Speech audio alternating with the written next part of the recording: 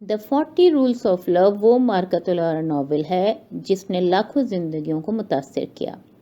سال 2009 میں شائع ہونے والے اس ناول کی مصنفہ محترمہ ایلف شفق کا تعلق ترکی سے ہے۔ اس ناول کی اشاعت 40 سے زائد زبانوں میں ہوئی ہے اور آن لائن اس سے مستفید ہونے والے افراد کی تعداد کا تو کوئی شمار ہی نہیں ہے۔ نومبر 2019 میں بی بی سی نیوز نے اس ناول کو 100 موسٹ انفلوئنشل ناولز میں شامل کیا ہے۔ اردو سمجھنے والے سامعین کے لیے اس ناول کو اس ارادے کے ساتھ پیش کیا جا رہا ہے کہ یہ ناول ان کی زندگیوں میں مثبت تبدیلی لائے گا۔ ہم اس ناول کی صرف مرکزی کہانی پیش کر رہے ہیں۔ اس ناول میں 2 دریاؤں یعنی مولانا جلال الدین رومی اور صوفی درویش شمس تبریز کے ملنے اور ایک ہو کر حب الہی کے سمندر کی طرف بہنے کی عکاسی کی گئی ہے۔ یہ آڈیو سیریز محترمہ ہما انور کے ترجمے 40 چراغ عشق کے سے ماخوذ ہے۔ آواز خالدہ مرتضیٰ کی ہے۔ قسط نمبر 5۔ نومرید، بغداد، اپریل 1242 عیسوی۔ بدستور الجھتے اور سر جھکائے ہوئے میں نے قاضی کو دروازے تک چھوڑا اور جھوٹے برتن اکٹھے کرنے تیزی سے بڑے کمرے میں لوٹ آیا۔ میں بابا زمان اور سرگرداں درویش کو اسی حالت میں بیٹھا پا کر حیران ہوا جس میں انہیں چھوڑ گیا تھا۔ کوئی بھی ایک لفظ تک نہ بولا۔ میں نے حیرانی سے یہ سوچتے ہوئے انہیں کنکھیوں سے دیکھا کہ آیا لفظوں کے بغیر گفتگو جاری رکھنا ممکن تھا؟ جتنی دیر ہو سکا میں وہیں منڈلاتا رہا، مسند کے تکیے ترتیب دیتے، کمرہ صاف کرتے، قالین پر سے ریزے چنتے، لیکن کچھ دیر بعد میرے پاس وہاں ٹھہرنے کا کوئی جواز باقی نہ رہا۔ میں نیم دلی سے پیر گھسیٹتے واپس باورچی خانے میں آ گیا۔ مجھے دیکھتے ہی باورچی نے احکامات کی بوچھاڑ کر دی۔ تختہ صاف کر دو، فرش پر پوچا لگاؤ، برتن دھو، چولہا اور انگیٹھی کے گرد دیواریں مانجھ کر صاف کرو، اور جب فارغ ہو جاؤ تو چوہوں کی کڑکیاں دیکھنا مت بھولنا۔ 6 ماہ سے جب سے میں اس خانقاہ میں آیا تھا باورچی مجھے رگید رہا تھا۔ روز وہ مجھ سے کسی کتے کی طرح کام کرواتا اور اس تشدد کو میری روحانی تربیت کا حصہ قرار دیتا تھا، یوں جیسے چکنائی بھرے برتن دھونا کسی بھی طرح روحانی ہو سکتا تھا۔ کم گو باورچی کا ایک پسندیدہ جملہ تھا، صفائی عبادت ہے، عبادت صفائی ہے۔ اگر یہ سچ ہوتا تو بغداد کی ساری گھریلو عورتیں روحانی مرشد بن چکی ہوتیں۔ ایک بار میں نے جواب میں یہ کہنے کی جرت کی تھی۔ اس نے لکڑی کا چمچ میرے سر پر دے مارا اور اپنے پھیپڑوں کی پوری قوت سے چیخا، ایسی چغل خوری اور بدگوئی تمہیں کہیں بھی نہیں پہنچائے گی بیٹے۔ اگر تم درویش بننا چاہتے ہو تو لکڑی کے اس چمچ کی طرح گونگے بن جاؤ۔ کسی نومرید میں باغی پن کوئی اچھی خصوصیت نہیں۔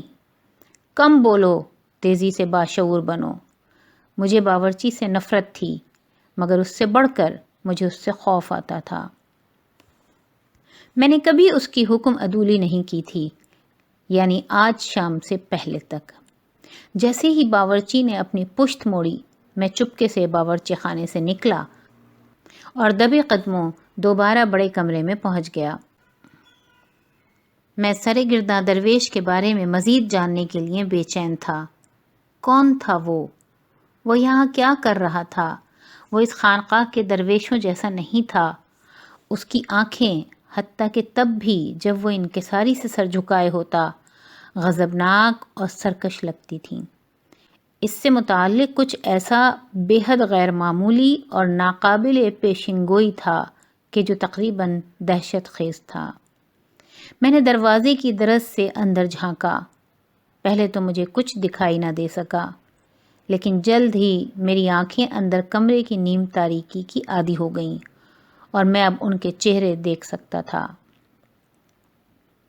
مجھے آفندی کی یہ پوچھتی ہوئی آواز سنائی دی، مجھے بتائیے شمس تبریز، آپ جیسے شخص کو کیا بات بغداد کھینچ لائی ہے؟ کیا آپ نے اس مقام کو خواب میں دیکھا ہے؟ درویش نے اپنا سر ہلایا۔ نہیں، مجھے یہاں لانے والا خواب نہیں، وہ ایک کشف تھا۔ مجھے کبھی خواب دکھائی نہیں دیے۔ ہر کوئی خواب دیکھتا ہے، بابا زمان نے نرمی سے کہا۔ بس یہ ہے کہ کسی کو وہ ہمیشہ یاد نہیں رہتے، لیکن اس کا یہ مطلب نہیں کہ آپ خواب نہیں دیکھتے۔ لیکن میں نہیں دیکھتا، درویش نے اصرار کیا۔ یہ اس سودے کا حصہ ہے جو میں نے خدا سے کیا۔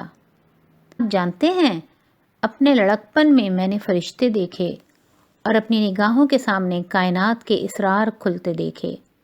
جب میں نے یہ بات اپنے ماں باپ کو بتائی تو وہ خوش نہ ہوئے اور مجھے خواب نہ دیکھنے کا کہا۔ جب میں نے اپنے دوستوں کو اپنے راز میں شریک کیا تو انہوں نے بھی کہا کہ میں ایک خوابوں میں مبتلا شخص تھا۔ میں نے اپنے اساتذہ سے بات کرنے کی کوشش کی، لیکن ان کا جواب بھی مختلف نہ تھا۔ آخر کار میں سمجھ گیا کہ لوگ جب بھی کوئی غیر معمولی بات سنتے ہیں تو وہ اسے خواب کہتے ہیں۔ میں اس لفظ کو اور جس سب کی بھی یہ ترجمانی کرتا تھا ناپسند کرنے لگا۔ یہ کہہ کر درویش نے ذرا دیر توقف کیا، یوں جیسے اس نے کوئی ناگہانی آواز سنی تھی۔ پھر ایک عجیب ترین بات رونما ہوئی۔ وہ اٹھ کھڑا ہوا، اپنی کمر سیدھی کی اور آہستہ آہستہ بلا ارادہ دروازے کی طرف بڑھنے لگا۔ اس تمام عرصے میں وہ میری جانب دیکھ رہا تھا۔ یوں تھا جیسے کسی طور اسے علم ہو گیا تھا کہ میں انہیں چوری چھپے دیکھ رہا تھا۔ یوں تھا جیسے وہ چوبی دروازے کے آر پار دیکھ سکتا تھا۔ میرا دل دیوانگی سے دھڑکنے لگا۔ میں واپس باورچی خانے میں بھاگ جانا چاہتا تھا، مگر معلوم نہ ہو سکا کہ کیسے بھاگوں۔ میرے بازو، میری ٹانگیں، میرا پورا بدن جم کر رہ گیا تھا۔ دروازے کے پار اور دروازے سے گزرتی شمس تبریز کی نگاہیں مجھ پر جمی تھیں۔ دہشت زدہ جیسا کہ میں تھا، اس کے ساتھ مجھے اپنے جسم میں بے انتہا توانائی کا احساس ہوا۔ وہ قریب آیا، اپنا ہاتھ دروازے کے دستے پر رکھا، لیکن جب میں نے خیال کیا کہ اب وہ دروازے کھول کر مجھے پکڑنے والا تھا، وہ رک گیا۔ میں اتنے قریب سے اس کا چہرہ نہ دیکھ سکتا تھا، مگر اور مجھے کچھ معلوم نہ تھا کہ اس نے اپنا ارادہ کیوں بدل دیا۔ ہم ناقابل برداشت حد تک طویل وقت کے لیے منتظر رہے۔ پھر وہ واپس مڑا اور دروازے سے دور ہٹتا چلا گیا۔ اس نے اپنی کہانی جاری رکھی۔ جب میں کچھ بڑا ہوا تو میں نے خدا سے التجا کی کہ وہ خواب دیکھنے کی میری صلاحیت واپس لے لے، تاکہ ہر مرتبہ جب میرا اس سے سامنا ہو تو میں جان جاؤں کہ میں خواب نہیں دیکھ رہا۔ اس نے میری بات مان لی۔ اس نے وہ سب واپس لے لیے۔ یہی وجہ ہے کہ میں کبھی خواب نہیں دیکھتا۔ شمس تبریز اب کمرے کی کھلی کھڑکیوں کے قریب کھڑے تھے۔ باہر ہلکی سی بوندا باندی ہو رہی تھی اور وہ متفکر انداز میں اسے دیکھتے رہے۔ پھر وہ بولے، خدا نے خواب دیکھنے کی میری صلاحیت واپس لے لی، لیکن اس محرومی کی تلافی کے لیے اس نے مجھے دوسروں کے خوابوں کی تعبیر بتانے کی اجازت دے دی۔ میں خوابوں کی تعبیر بتاتا ہوں۔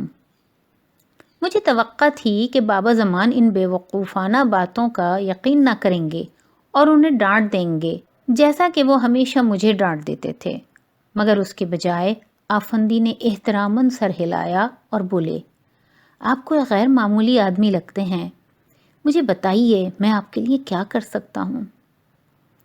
مجھے نہیں معلوم، در حقیقت مجھے امید تھی کہ آپ مجھے یہ بتائیں گے کہ آپ کیا کر سکتے ہیں۔ آپ کا کیا مطلب ہے؟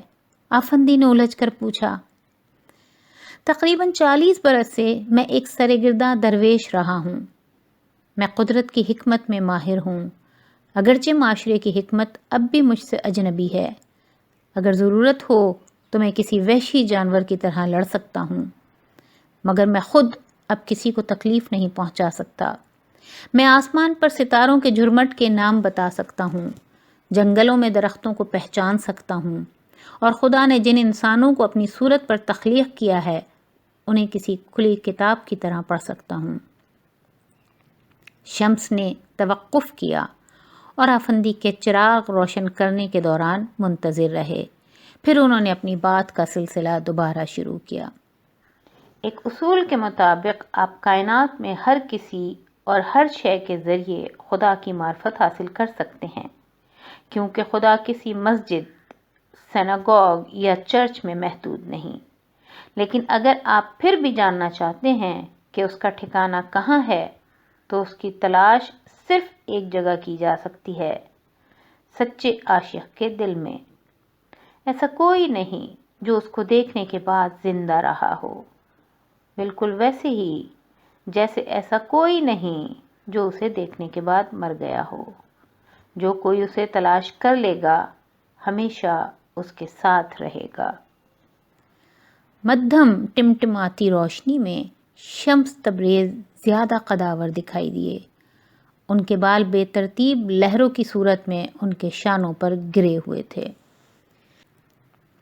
لیکن علم کسی پرانے گلدان کی تہ میں پڑے کھارے پانی کی طرح ہے، یہاں تک کہ وہ کہیں بہنے لگے۔ برسوں میں خدا سے کسی ایسے رفیق کے لیے دعا کرتا رہا ہوں تاکہ اپنے اندر جمع علم اس کے ساتھ بانٹ سکوں۔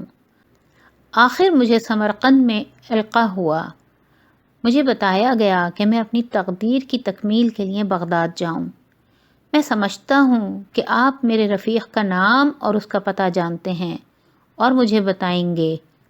اگر اب نہیں تو بعد میں۔ باہر رات اتر چکی تھی اور چاندی کی کرنیں کھلی کھڑکیوں سے اندر آ رہی تھیں۔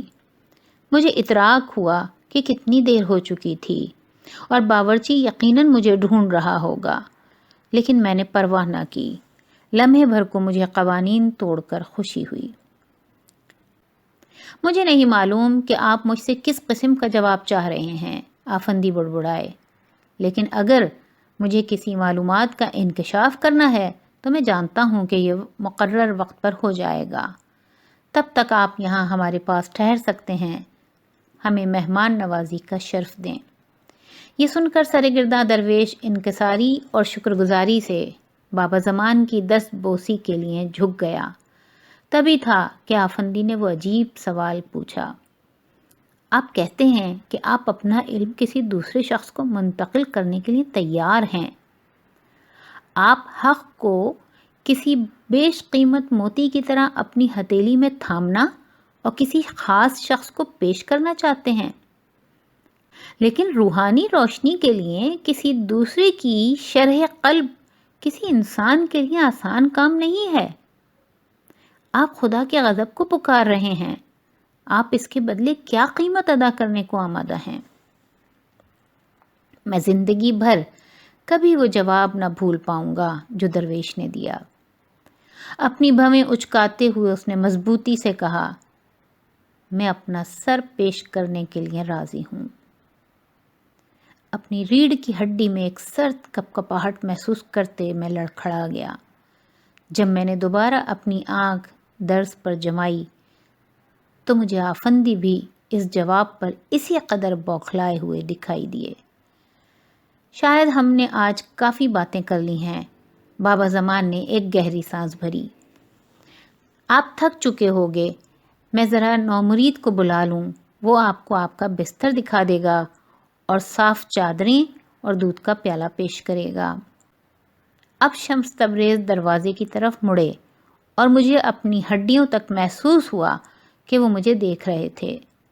اس سے بڑھ کر یوں تھا جیسے وہ میرے پار اور میرے اندر جھانک رہے تھے، میری روح کے گڑھوں اور چوٹیوں کا مطالعہ کرتے، ان رازوں کا جائزہ لیتے جو خود مجھ سے بھی نہاں تھے۔ شاید وہ کالا جادو جانتے تھے یا ہاروت اور ماروت نے ان کی تربیت کی تھی۔ بابل کے 2 فرشتے جن کے خلاف قرآن نے ہمیں تنبیہ کی تھی، یا پھر وہ کوئی مافوق الفطرت صلاحیتیں رکھتے تھے جن کے باعث وہ دروازوں اور دیواروں کے پار دیکھ سکتے تھے۔ بہر صورت انہوں نے مجھے خوف زدہ کر دیا۔ نومرید کو بلانے کی ضرورت نہیں، اپنی بلند ہوتی آواز میں انہوں نے کہا، مجھے احساس سا ہوتا ہے کہ وہ قریب ہی ہے اور پہلے ہی ہماری بات سن چکا ہے۔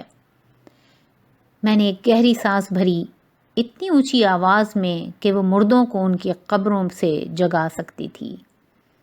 گھبراہٹ کے عالم میں اچھلا اور تاریکی میں پناہ لینے کو باغ کی طرف بھاگ گیا، لیکن وہاں ایک ناخوشگوار اتفاق میرا منتظر تھا۔